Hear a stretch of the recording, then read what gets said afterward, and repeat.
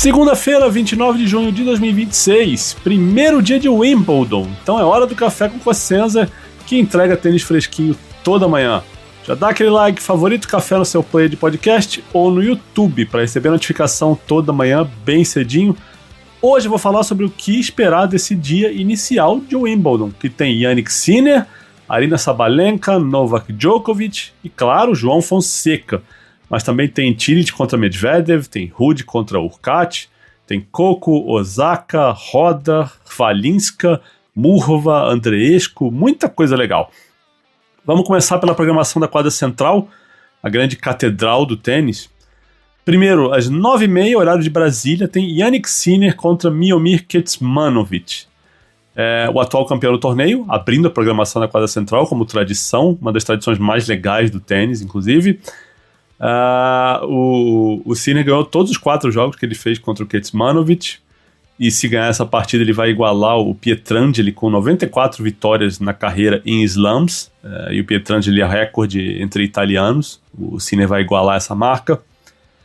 Só 2 campeões perderam na primeira rodada de Wimbledon na história. O Manuel Santana em 67 e o Lleyton Hewitt em 2003.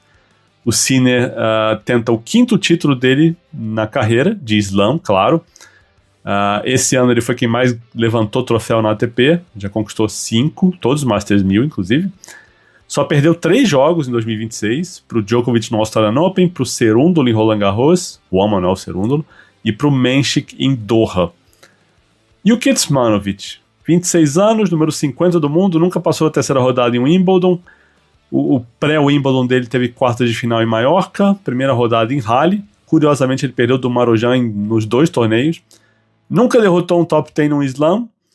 Então a gente tem um Sinner muito favorito, não só no jogo, mas favorito ao título. Falei das cotações das casas de apostas no café de sábado. Ele é muito favorito, tem as armas para jogar bem na grama, para ser campeão, tem um ótimo saque, uma devolução espetacular, agregou curtinhas ao tênis dele, sabe o que fazer na rede. Eu acho que, né, o único ponto de interrogação aí diz respeito ao aspecto físico, que foi o que deu um susto nele na Austrália. Ele escapou naquele jogo contra o Spitzerich, que fecharam o teto.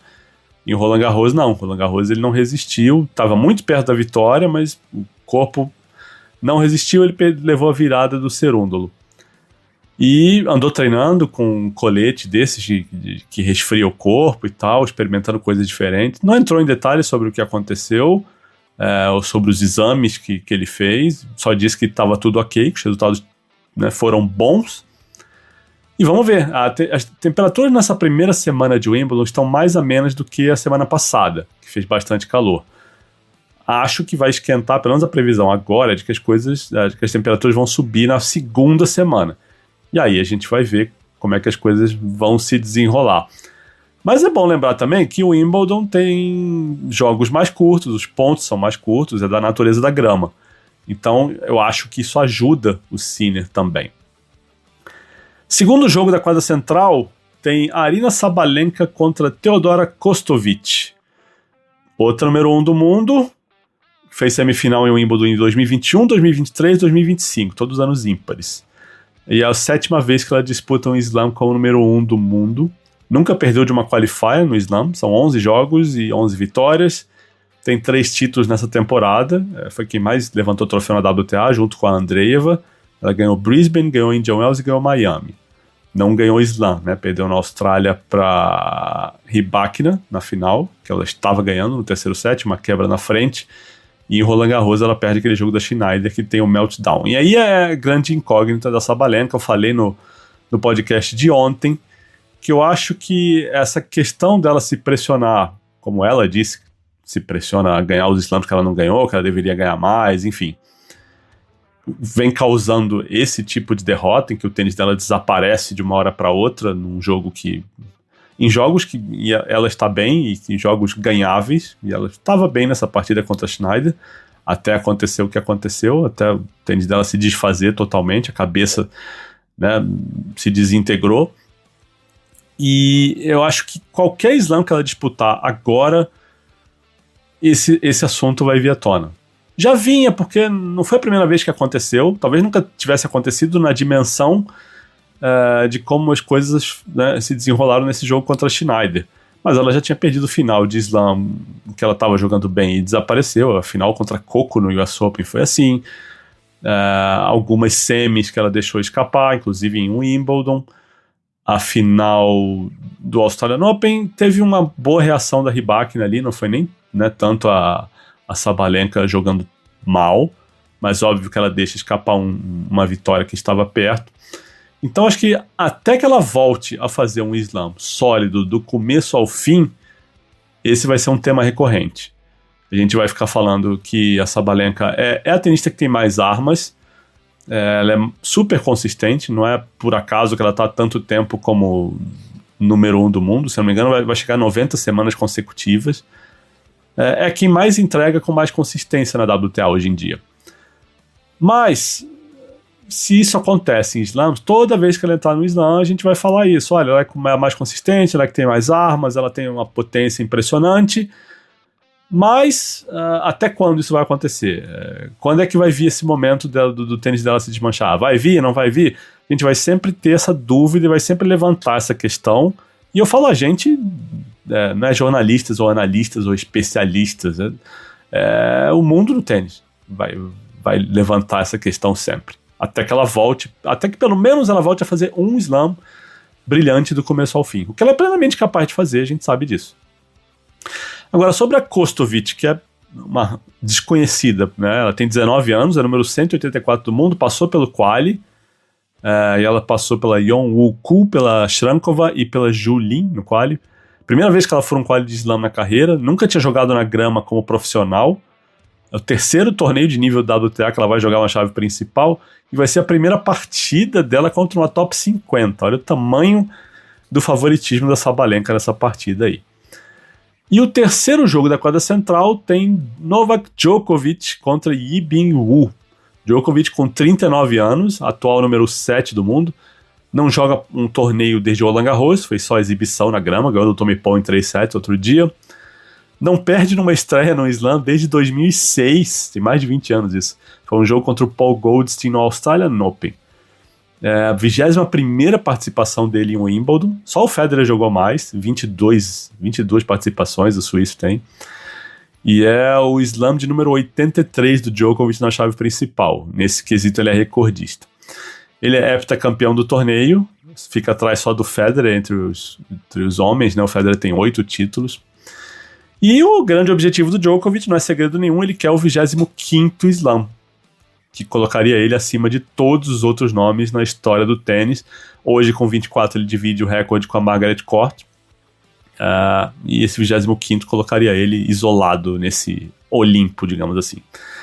E já jogou 38 finais de slam na carreira. E se ele ganhar o Wimbledon, já falo sobre as chances dele, que eu gosto, ele vai ser o campeão mais velho da era aberta do tênis, né? Esse recorde hoje pertence ao Ken Rose, o australiano, e ganhou o Australian Open de 1972, com 37 anos. O Djokovic tem 102 vitórias em Wimbledon, o recorde entre os homens é de 105, que é do Federer, e o recorde geral é da Navratilova, com 120. O que dá pra falar sobre o Djokovic que eu ainda não falei, né? Vou ser repetitivo porque talvez as pessoas não tenham ouvido os últimos episódios do Café. Eu acho que o Djokovic é mais forte na grama do que no saibro, porque ele tem as armas, ele tem o saque, ele tem uma devolução maravilhosa, ele ainda se movimenta maravilhosamente bem para 39 anos, ele tem curtinhas, sabe o que fazer na rede, ele tem uma inteligência tática que é sem igual no circuito. E o aspecto físico acho que pesa um pouco menos, ou pelo menos a questão do condicionamento físico, de aguentar jogos longos e de aguentar jogos com calor. Porque em Wimbledon as temperaturas são mais amenas, como eu falei sobre o Sinner agora há pouco. Os pontos são mais curtos, as partidas duram menos.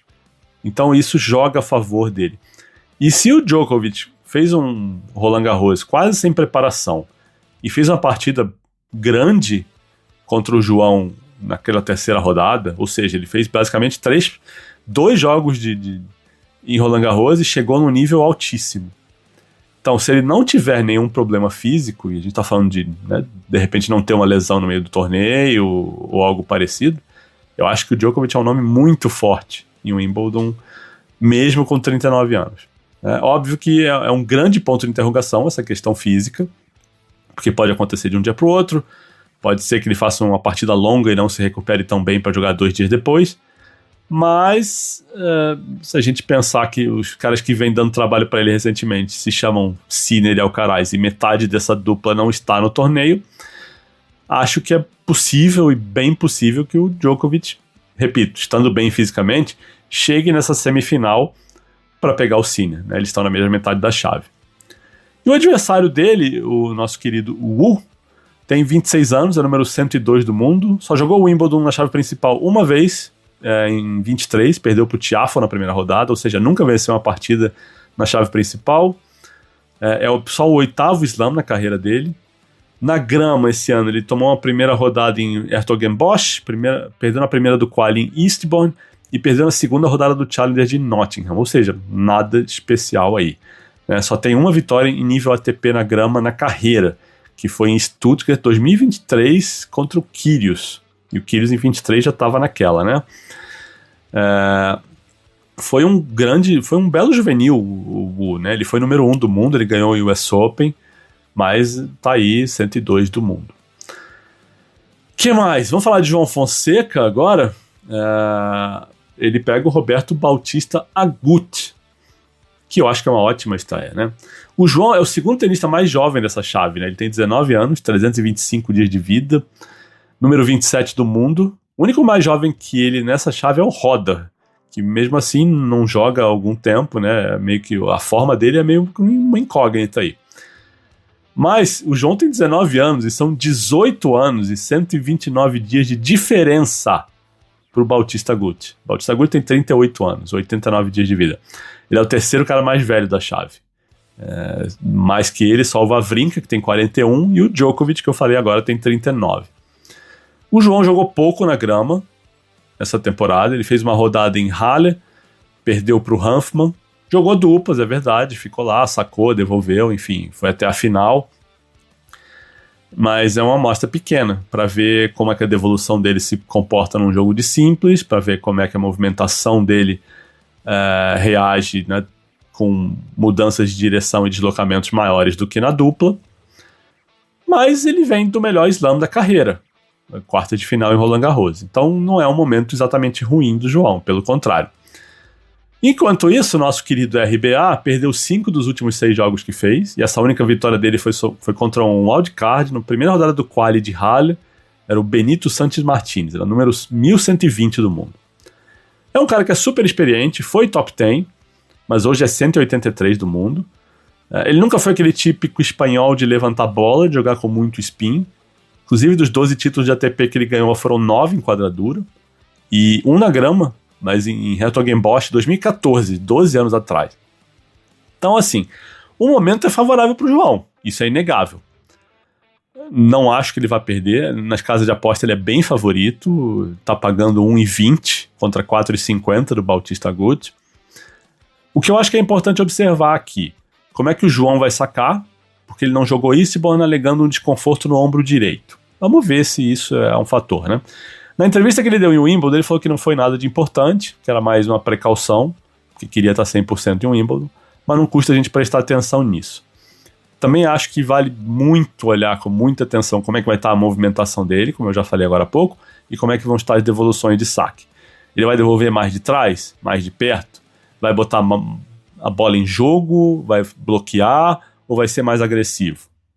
Eu tô curioso para ver como é que vai ser a postura do João, mais do que o resultado. Eu honestamente não acho que ele vá ser ameaçado seriamente pelo Bautista Agut nessa primeira rodada. Espero estar certo, né? Mas vamos ver. Esse jogo é na quadra 18, a famosa quadra 18, daquele podcast famoso também, e é o terceiro jogo do dia. A programação na 18 começa às 7 da manhã, ou seja, esse jogo do João pode começar aí às 11, meio-dia, por aí. O que mais vale a pena a gente ver nessa segunda-feira? Porque tem vários jogos bons, né? Tem Medvedev contra Cilic, que é o segundo jogo da quadra 1. A programação lá começa às 9, então esse jogo pode ser pelas 11. Tem Rude contra Urcat, e eles estão na mesma seção da chave, né? O Rude com a sua alergia à grama bem conhecida, mas ele tem um saque bom, né? Ele poderia fazer mais no piso. Só que ele não faz questão, não parece fazer muita questão, né? Nunca fez de jogar muito na grama, não fez nenhum torneio de preparação. Pega o Urcat, que é um cara que saca bem também, então é perigoso. Esse é aquele jogo com bom potencial de zebra. É o segundo jogo da quadra 3, mas na quadra 3 a programação começa às 7. Então esse jogo pode começar lá pelas 9 da manhã. Mas vamos ver a programação aqui, vou abrir enquanto eu gravo, porque tem coisa interessante, né? Na quadra 1, por exemplo, depois do tilt do Medvedev, tem a Andreeva jogando contra a Linette. É um jogo que tem seus riscos se a Andreeva não tomar cuidado. Na quadra 2 tem o Aliassime contra Shevchenko, é o terceiro jogo do dia. E quem fecha a programação lá é a Coco Gauff contra a Korpat. O Roda, que ninguém viu jogando ainda, pega o Gil na primeira rodada. É um jogo que tem seus riscos aí. Na primeira rodada não, na primeira partida da programação. Esse jogo é 7 horas da manhã, é antes do jogo do Rude. Depois do Rude tem a Osaka contra a Jacquemot. E vale ficar de olho porque a Osaka desistiu da final de Bad-Homburg com um problema no pé. Vamos ver se ela está 100% recuperada. Depois da Osaka tem a Krejcikova. Na quadra 12, 7 horas da manhã, tem a Valinska. O primeiro jogo dela. E ela que está numa posição super rara, né? Que ela é wildcard e cabeça de chave ao mesmo tempo. É a primeira vez dela como cabeça de chave num slam. Óbvio, né? Que mais? A Murova pega a Zakharova, é o terceiro jogo dessa quadra 12. Na quadra 18, antes do João, tem Benčić contra Stojsavljević. E depois tem Alexander Miller contra Tommy Paul. Jogo interessante também, viu? Na quadra 4 tem Emílio Nava contra Ignacio Busse. Olha o busão sem freio aí. Sempre vejo jogos dele. Esse jogo é às 7 da manhã, o primeiro jogo do dia. Tá? Tem... que mais? Shapovalov contra Carrinho Busta. É um jogo interessante. 7 horas da manhã também na quadra 6. Depois disso aí tem a Andreescu contra Zhang. Na mesma quadra 6. Bom, é isso, né? Não vou ler a programação inteira aqui, porque senão fica chato para todo mundo. Mas tem bastante coisa interessante. Tem De Jong contra Hijikata, que é o último jogo da quadra 10. É o jogo que define o adversário de segunda rodada do João. Então, quem tiver tempo aí e não quiser ver a seleção brasileira, que começa às 2 da tarde, pode ver esse joguinho aí também. Maroto toda a vida. Quem gosta, Tatiana Maria faz o segundo jogo da quadra 14, pega Putintseva. É um jogo interessante. E, bom, é isso, né? Tem um Frère contra Kalinskaya, o último jogo da 15. Também acho interessante isso aí. O Rublev joga às 7 da manhã contra o Safiullin na quadra 16. É interessante que o Rublev é o potencial adversário de terceira rodada do João. Também na 16 tem o Gaston contra Tsitsipas, agora sem o pai do Tsitsipas ali. Pode ser interessante também. É um dia bem legal, né? E tem um Fokina contra Cerúndolo, Juan Manuel Cerúndolo na 17. É o terceiro jogo, que pode acontecer qualquer coisa, né? Todo jogo do Fokina é sempre um mistério, um atrativo interessante. Eu gosto. Bom, que mais? Para registrar, gente, notícias do domingo. Luísa Stefani e Gabriela Dabrowski foram campeãs em Eastbourne, fizeram 6-1 e 6-4 na Maletkova e na Skok, ou na Kolodjova. Terceiro título do ano da parceria, né, e 3 títulos em pisos diferentes. Eles ganharam o 1000 de Dubai na Dura e o 500 de Estrasburgo no Saibro. A Raducanu abandonou o torneio com uma fratura por estresse na perna direita. Treinou com a Kalinskaya no sábado, encerrou antes da hora, cancelou as entrevistas e ontem, domingo, anunciou que não ia jogar. E em Piracicaba, no Challenger 50, o Thiago Wilde foi campeão, fez 6-2, 6-2 em cima do Villanueva na final. É um passo importante, um pequeno passo importante para ele nesse retorno, né? Primeiro título de Challenger que ele conquista no Brasil, é o 6º na carreira, e é o primeiro título que ele conquista desde setembro de 2023. Ele já foi 58 do mundo. Com essa pontuação ele volta para o grupo dos 250, ele era 297, se não me engano, quando a gente gravou a entrevista no sábado passado, lá em Piracicaba. Está subindo para 243, então já é uma zona ali que ele fica perto de pelo menos entrar num quali de Grand Slam. Sobre o Thiago Wilde, acho que o nível do torneio não era tão alto assim, ele jogou com sobras. Eu falei pros apoiadores, eu mandei uns áudios no Telegram esses dias, assim, que só de olhar eles treinando, né, você circula ali no torneio, você vê que a bola do Thiago sobra muito nesse nível. Então ele estando com a cabeça boa, com o corpo bem, era o tipo de torneio para ele ganhar sem grandes sustos, e ganhou, né? Então é um bom primeiro passo para esse retorno. E repito, né, todo mundo sabe da entrevista que a gente fez no último sábado lá em Piracicaba. E tem 2 comentários importantes para fazer sobre essa entrevista, e baseado em 2 mensagens muito legais que eu recebi de leitores nos últimos dias. Um desses comentários foi uma crítica, mas uma crítica muito bem feita, muito educada, e eu vou ler aqui. Não vou dizer o nome da pessoa porque foi uma conversa privada e eu não pedi autorização para citar, mas a mensagem dizia o seguinte: Oi, Cossens, adoro você e seu conteúdo, comecei a jogar tênis recentemente, fiquei muito desconfortável vendo essa pessoa, o Thiago Wilde, ter chance de falar no seu podcast, porque esse cara é uma pessoa asquerosa. Prints de WhatsApp são provas bastante fortes disso. Esses prints, inclusive, o Thiago contestou, e alguns juridicamente ele disse que não foram autenticados, mas essa é outra questão. Voltando para a mensagem dessa pessoa. Entendo que você queira ter dado um espaço para ele mostrar que mudou, mas será que precisava mesmo? Enfim, o podcast é seu e você faz o que achar melhor, mas esse episódio eu não consegui ouvir e seguirei me perguntando se realmente certas pessoas merecem uma segunda chance. Estou convencido de que ele não. Não vou deixar de te seguir, mas por curtir muito teu conteúdo quis expressar minha surpresa e descontentamento. Desejo que traga convidados melhores e que não nos causem desconforto. Fecha aspas. Essa mensagem foi muito legal porque foi uma crítica construtiva e foi feita de uma maneira super educada, o que anda raríssimo hoje em dia na internet. E eu respondi, agradecendo, e aproveitei para explicar algumas coisas que quem não é jornalista não sabe, não tem obrigação de saber mesmo.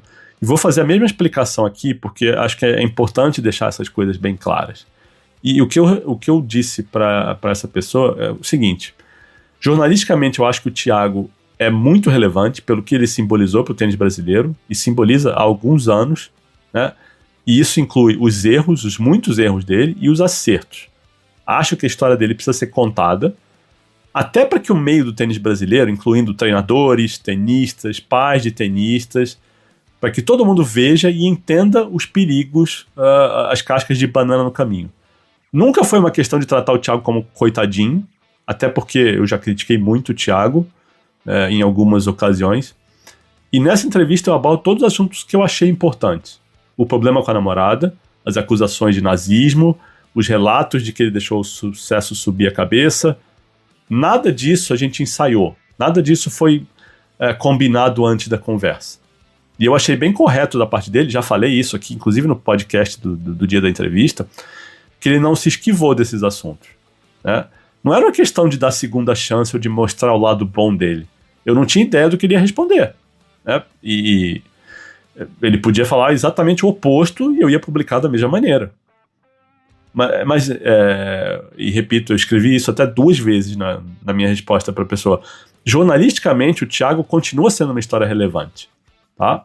E eu super respeito quem não quer ouvir, quem não gosta do Thiago, quem acha que quem julgou o Thiago pelos prints e tal.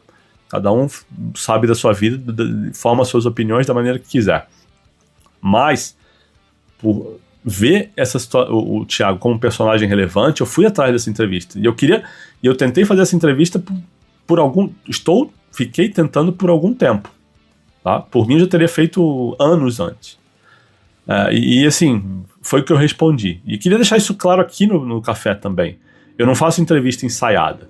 Se o entrevistado não quiser falar sobre um certo assunto, ele pode dizer, e tá tudo certo. Não é pessoal. Não é uma...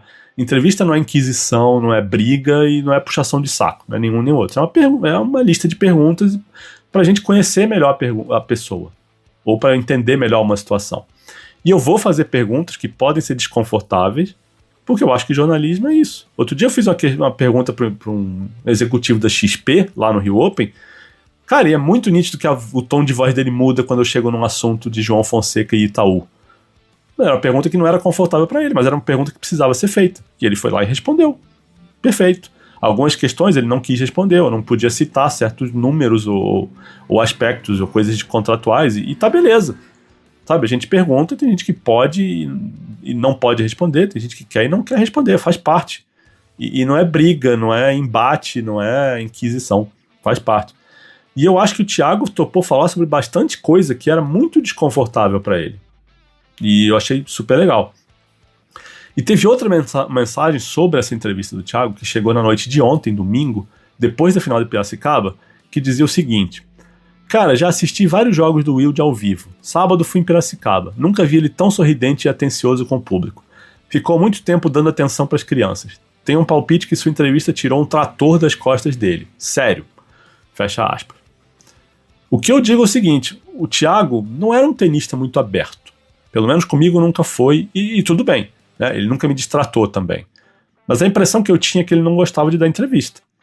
E achei que ele foi muito mal naquela entrevista de Roland Garros, depois do jogo com o Medvedev, que foi a maior vitória da carreira, e foi uma entrevista desastrosa. Ele foi mal educado com o repórter, ele não abordou o assunto do jeito que deveria ter abordado. A coisa foi muito ruim para ele, causou um dano de imagem considerável para a imprensa mundial, o que é pior do que se ele tivesse feito isso numa coletiva aqui no Brasil só com meia dúzia de jornalistas, né, que só escrevem em português. E eu falei sobre essa entrevista na época. E falei aqui no café outro dia, né? Acho que ele foi muito mal orientado. Ou talvez nem tenha sido orientado, o que é pior ainda, né? Péssimo. Porque quem administrava a carreira dele tinha que ter alguém lá e falar: olha, enquanto você estava jogando, ganhando o jogo, esse assunto estava pipocando já nas redes sociais, então se prepara para responder isso. Ele não estava preparado para responder sobre aquilo. Mas, assim, com crianças, eu sempre vi o Thiago muito, muito simpático. Não de hoje, sabe? De anos atrás. No sábado, quando ele ganha uma semi, tá nas redes sociais isso, ele pega uma toalha e dá pra uma menina, ele entrega na mão dela com todo cuidado pra ninguém pegar e tirar e roubar essa toalha dela. Eu achei muito legal a cena. Mas o Thiago sempre foi muito atencioso com criança. Pelo menos assim, a minha experiência de ver o Thiago no pós-jogo dando autógrafo e falando com criança, sabe? E não é algo que começou agora.